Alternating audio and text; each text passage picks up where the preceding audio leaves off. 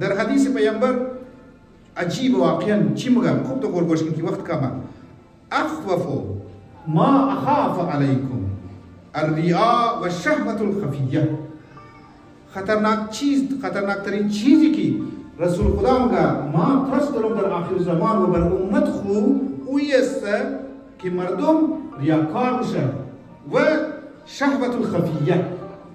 شهوت الخفیه معنی چی؟ شهوت نه اینکه انسان مثلا مسائل جنسی این در مطابق روایت یعنی امو ریاکاری مخفی رو دارم میگه تدرو خوب آدم که دیگه معنی اون عجب ہوگا که انشاءالله اگر وقت بود یک این دویمه حدیث. سیمه حدیث چی میگه؟ لا ایش بریز موشوه لا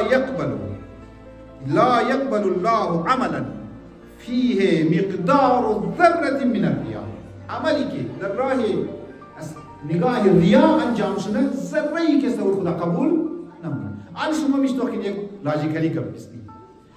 او یکی مثلا دیندار هستین شما از صبح ما این سنتر یا گو سنتر یا گو امام بارا یا گو کاری خیره از صبح تا شب را آرقای خو میریزی مهنت منی زحمت میکشی صاف کوشی را مردم رو چپیایش روز کو لیکن برای مردم همین واقعا عقلی است که انسان از صبح تا شب را زحمت بکشه کار دینی را برای اینکه مردم بگن ماشاءالله بسیار خوب بچه تو آجا بسیار خوب تقریر کردی ماشاءالله بابا یک گنته دو گنته سه گنته تقریر شما تیاری کو یک نیم گنته باید برای شما بگم برای کی؟ برای شما ها رضایت شما ها برای شهرت طلبی خو این تقریر که یک گنته که لبای ما خوش باشه این بالکل در روی هوا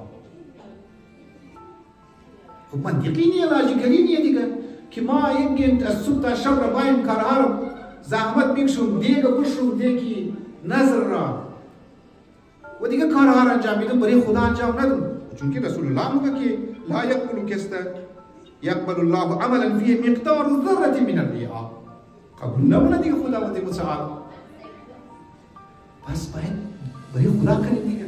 قدردانی واقعی اویه قدردانی حقیقی پروردگار عالمه. چرا ما از مردم بخوایم؟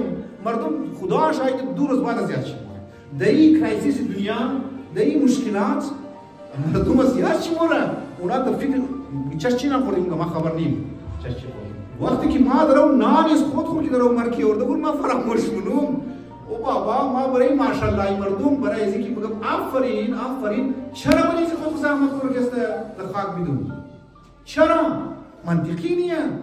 یک جای است تو درو د پولیس کی مورم که بیا ډبل کو د پولیس کې زمي خای کی تو قبول کنه ډبل کی خوب ډبل کنی تو قبول مونه خو ورته خوب ډبل مونی یا در ریس کی بزنه در گیمز وغیرہ کې است خو ورته خوب ډبل کو تو کې است اول نمبر میده ایک تمغه میده تو نه ٹھیک ہے این جو خطو درو تو چی تمغه میده تو یک شاباش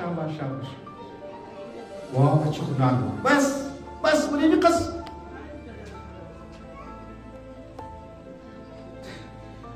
چی بگید